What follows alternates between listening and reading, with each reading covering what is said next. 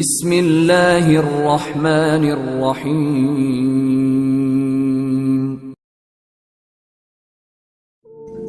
Islamic کور کے معزز دوستو، میں ہوں حماد شکیل اور آپ تمام دیکھنے اور سننے والوں کو السلام علیکم۔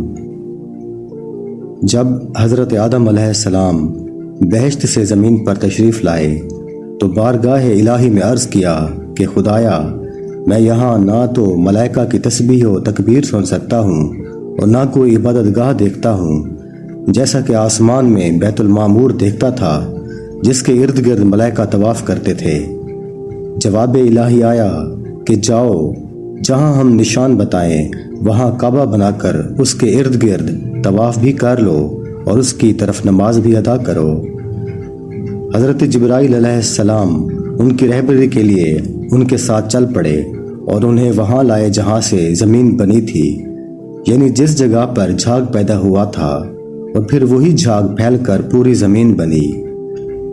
ناظرین، حضرت جبرائیل علیہ السلام نے اپنا پر مار کر 7ویں زمین تک بنیاد ڈال دی، جس کو ملائکہ نے 5 پہاڑوں کے پتھروں سے بھرا: کوہ لبنان، کوہ طور، کوہ جودی، کوہ ہرا اور طور سینا۔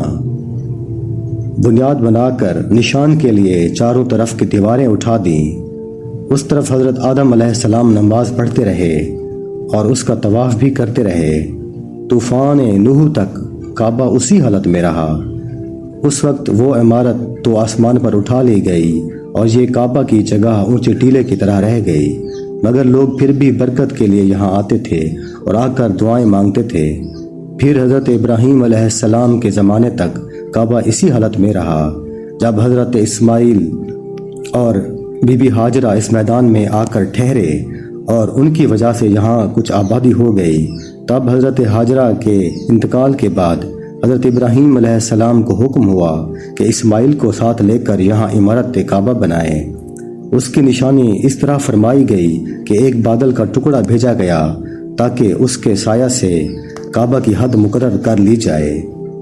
حضرت جبرائیل نے اس سایہ کی مقدار کا خط کھینچا اور حضرت ابراہیم علیہ السلام نے اس خط پر زمین یہاں تک کھودی کہ بنیاد آدم نمودار ہو گئی اور اس بنیاد پر عمارت بنائی گئی۔ اس کی بلندی 9 ہاتھ اور رکن اسود سے رکن شامی تک کی دیوار 33 ہاتھ اور رکن شامی سے رکن غربی تک کی دیوار 22 ہاتھ اور رکن غربی سے رکن یمانی تک 31 ہاتھ، رکن یمانی سے پھر رکن اسود تک 20 ہاتھ۔ لہٰذا اس وقت یہ کعبہ مستطیل کی شکل تھا۔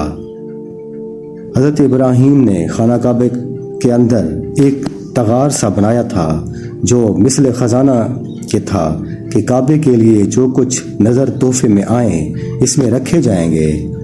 اس کے دروازے 2 تھے، ایک داخل ہونے کا، دوسرا نکلنے کا، اور کعبہ بنانے والے خلیل اللہ تھے اور ان کو گارا اور پتھر اٹھا کر دینے والے حضرت اسماعیل علیہ السلام، اور اس عمارت میں 3 پہاڑوں کے پتھر لگائے گئے۔ ابراہیم علیہ السلام سے پہلے کسی نے یہاں عمارت نہ بنائی تھی، مگر آپ کے بعد کئی دفعہ اس کی تعمیر و مرمت ہوئی اور اس میں حالات کی وجہ سے کچھ تبدیلیاں بھی ہوئیں۔ مثلا اس کی اونچائی دوگنی کر دی گئی، دروازہ 2 کی بجائے 1 کر دیا گیا اور اس کا رقبہ بھی کم کر دیا گیا، لیکن بعد میں پھر اسے پرانے رقبہ پر ہی تعمیر کیا گیا۔